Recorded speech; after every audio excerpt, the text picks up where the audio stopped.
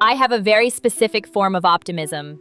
Every Sunday night, I believe a more organized version of me is about to arrive. I make the list. I arrange the blocks.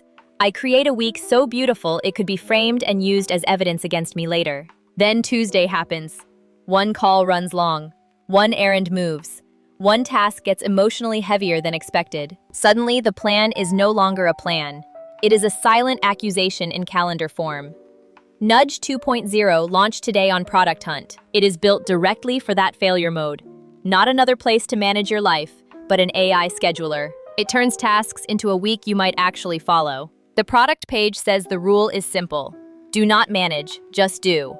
You can type tasks in plain text, and the AI turns them into real tasks with durations, priorities, and deadlines. With one click, it schedules the week around sleep, meals, and fixed events. It has Slack and Discord built in, so capture and rescheduling can happen from the places where work already interrupts you. It also has calendar, list, and Kanban views in one workspace.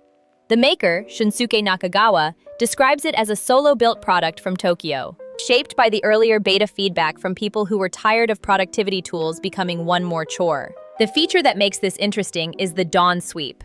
If you miss a task, Nudge does not ask you to manually drag yesterday forward. While you sleep, it moves unfinished tasks into today's open slots. The current logic? Oldest slip first. Slots are based on actual availability, working hours minus calendar events and lunch, on a 15-minute grid. If something still does not fit, it stays overdue, appears in the morning digest, and retries tomorrow.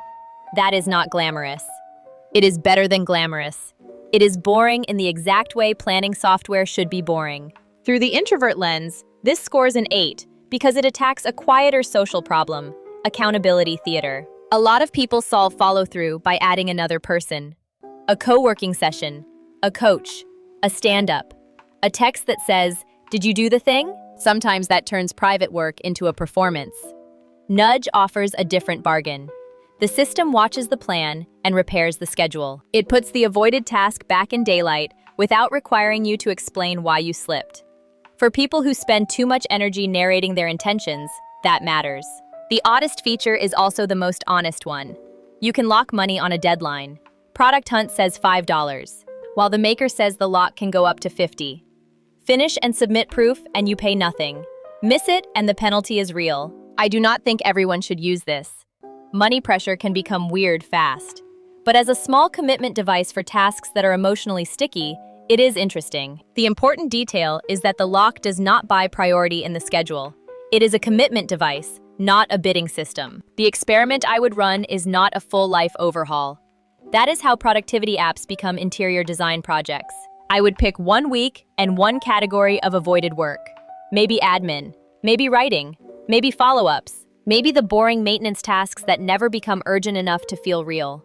Add them in plain text. Let Nudge estimate the shape. Set sleep, meals, and fixed events as immovable. Then leave the plan alone long enough to see what happens. The question is not whether the schedule is perfect. The question is whether you spend less time renegotiating with yourself. There are caveats. Google Calendar Sync is built, but waiting on verification at launch. Nudge plans around the life you configure inside the app. A commenter asked for a quick way to push a day back by an hour. Right now, shifting a whole day still means dragging manually. That matters, because the worst time to do calendar surgery is when the day is already going sideways. The prioritization rule is also still simple. Oldest slip first is humane, but it may not always be urgent first. My verdict: Nudge is worth testing if your planning problem is not imagination, but friction. If you already follow your calendar like a monastery bell, you probably do not need this. If you constantly rebuild the plan instead of doing the work, this is more interesting.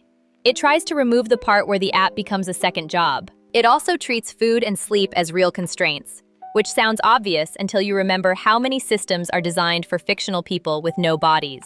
The bigger signal is that AI planning is moving from advice to choreography. Old productivity software stored the promise. Newer AI tools are starting to place the promise into time, adjust after reality interferes, and nudge the next action back into view. For introverts, the relief is subtle but real. Less explaining, less public accountability, less self-management theater. You still have to do the task. Annoying, I know. But maybe the plan can stop needing so much attention before the work even begins.